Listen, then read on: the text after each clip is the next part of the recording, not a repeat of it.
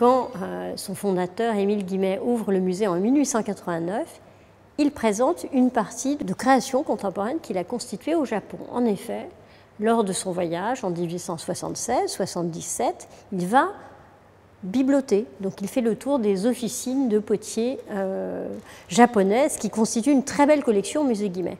Reprenant cette tradition, nous achetons nous-mêmes de la céramique contemporaine japonaise et nous nous sommes concentrés en particulier sur la production des femmes céramistes parce qu'elles échappent plus à la tradition et sont souvent extrêmement libres et novatrices. Donc depuis plusieurs années, le musée a constitué une collection importante, sans pour exclure bien sûr les hommes, notamment un très grand artiste céramiste mais aussi sculpteur japonais qui s'appelle Takahiro Kondo et dont le musée a acquis une pièce tout à fait exceptionnelle qui s'appelle Réduction, une pièce qu'il a fait en hommage aux victimes du tsunami. C'est une pièce qui a été moulée sur lui, donc c'est une image de lui en méditation dans un mélange de terre colorée qui crée une sorte d'effet de marbrure.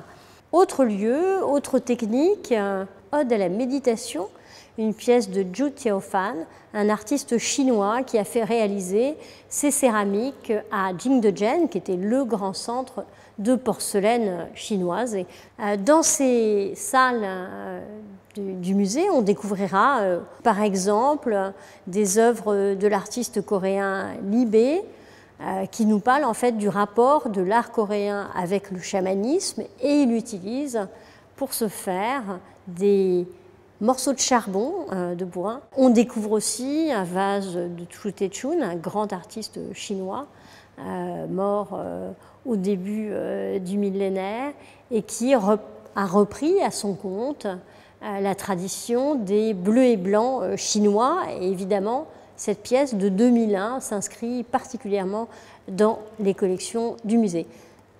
Cette même création contemporaine, et je dirais cet éloge de la main en quelque sorte, on va le retrouver dans les textiles.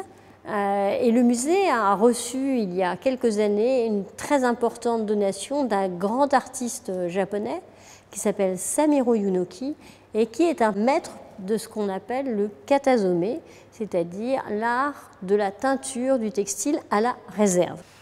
Alors, le musée poursuit également une politique d'acquisition dans le domaine de l'art graphique et notamment de l'art graphique en Corée où il y a des artistes extrêmement virtuoses.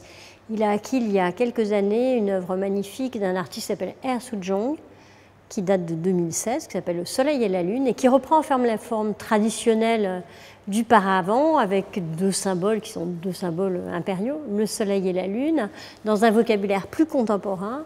Et tout cela s'inscrit bien sûr dans la collection en fait, de peintures coréennes du musée.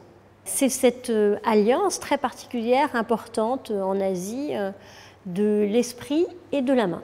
Et donc, d'une certaine façon, en achetant des œuvres, nous continuons à faire collection de gestes.